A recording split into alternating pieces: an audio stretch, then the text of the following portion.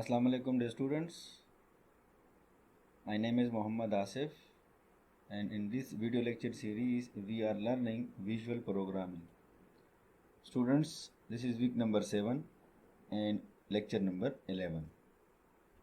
In our previous lecture we have learned a few topics in which include constructor overloading, and we have implemented the constructor overloading within the Visual Studio with the help of programming example. Secondly, we have learned about the destructor function. What is destructor function? Then we have also learned about the syntax and solve the programming example within the Visual Studio. Next, we have learned the constructor chaining. What is constructor chaining and how it will be implemented. So first we have learned about the syntax, then we have implemented and write the programming example within the C#. Inshallah, in today's lecture, first we will be learning the second most important feature of the object oriented, which is inheritance concept.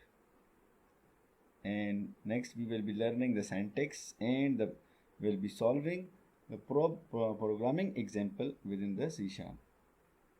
We will be also learning the multi-level inheritance, that how the multi-level will be achieved within the C#.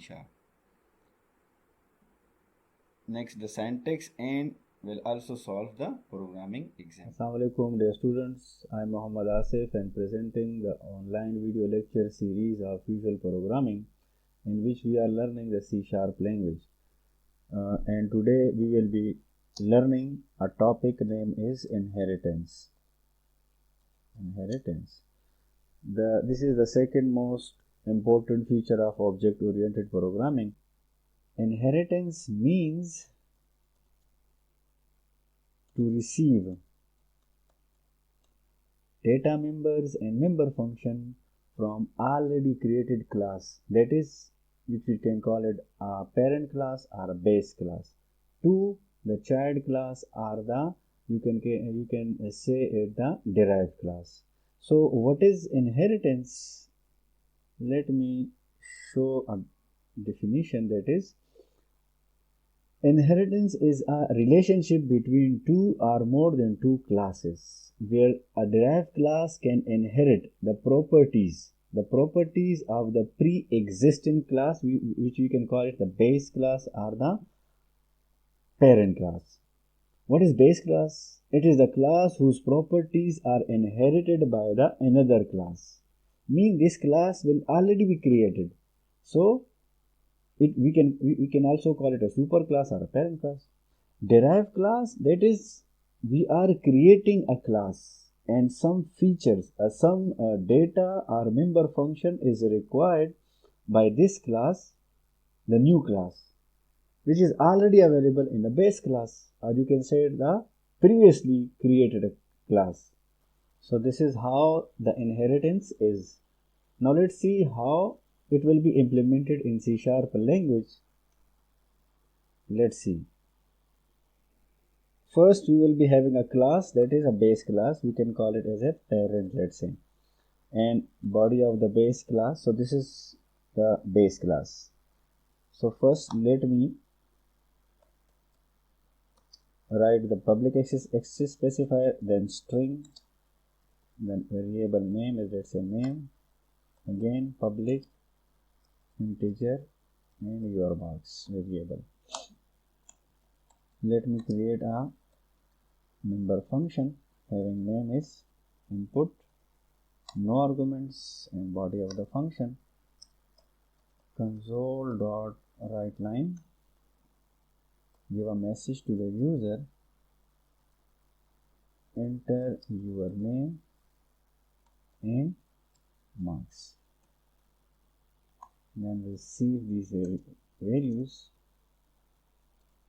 console.readLine,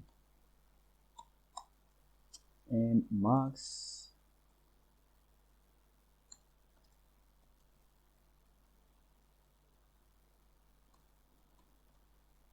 parse function and console.read line. So we have initialized two variables. Now let's see. I want to use these members, especially the input member and the data members within the child class, or you can say the derived class, and print these variables. So let's see. So create the child class. So if you can see, this is the body of the parent class. Now let me create another class, that is, let's say, child class. How to inherit the base class, or you can say the parent class within the child class? So you have to use the colon sign and then name of the class, then starting body of the class. So if you can see, now this is the body of the child class, and you can already see main function is within the class body. So we have inherited the parent class. So let me create a function. Name is return type is nothing, then display is the name of the function, no arguments, body of the function, console dot write line, and I want to use the parent class member data member over here. So your name is equal to plus name plus slash n your marks is equal to plus marks. So let me create the object of the base, the child class. We will always be creating a child class object to achieve the inheritance, to receive the data member of the parent class. So let's see, child ob is equal to new. So ob dot, if you can see, with the help of this object we can call it the data member name, the marks, the input function which is the parent class function, and the display function. So all these members can be accessible within the main class. And if you can already see that we have call these data members within our parent class, that is name and the marks.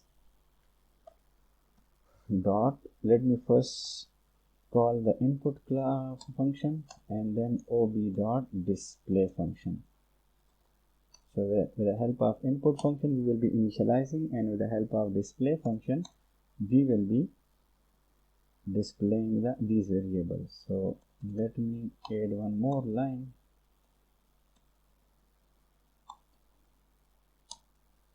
So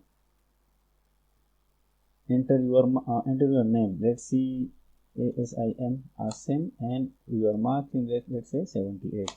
So if you can see the output, this message was from the input function.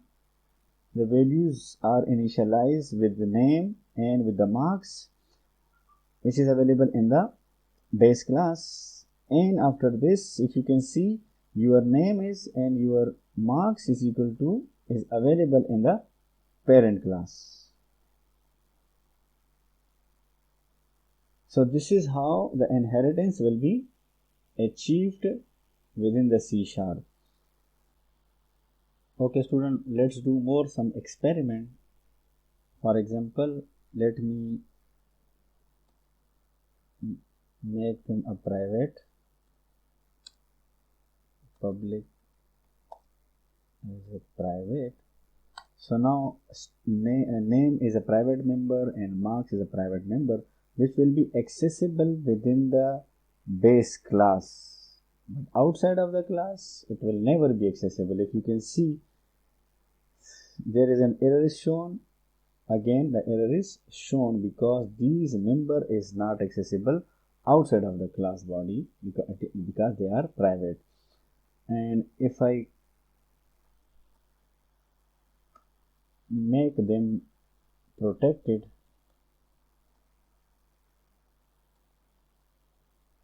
access specifier,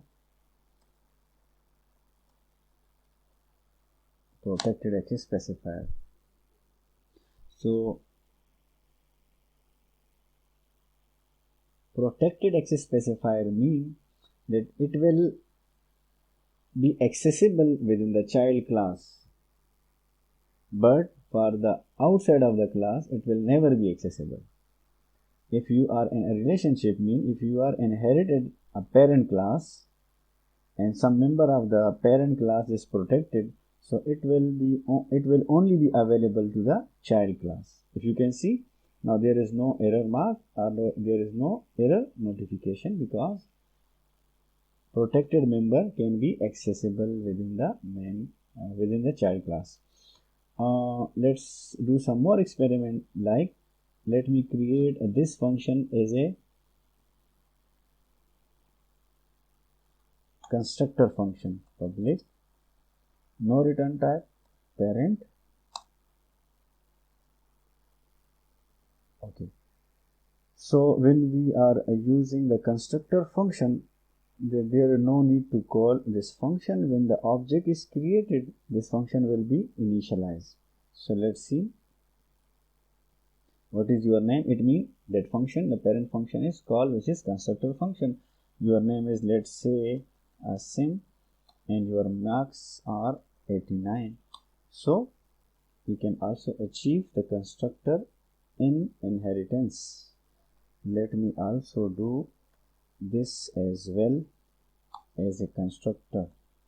Let's say public, no return type, then child. Okay, let's see. No need to call this function. When the object is created, the controls go to this class, but this class is connected with the parent class. So first it will check the constructor, by default constructor in the parent class, so there is available.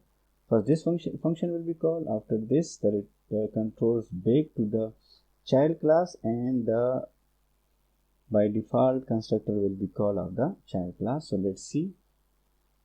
Now you can see, enter your name and marks. The parent class function, constructor function is called. So let's see, the name is Asim and the marks are 77. So both functions are called. So students, this is how the inheritance is, that how it will be implemented in C# language. So I hope you have learned the inheritance. If you have any query or question, you may ask me on my official email address, that is asif@northern.edu.pk. Thank you. Allah Hafiz.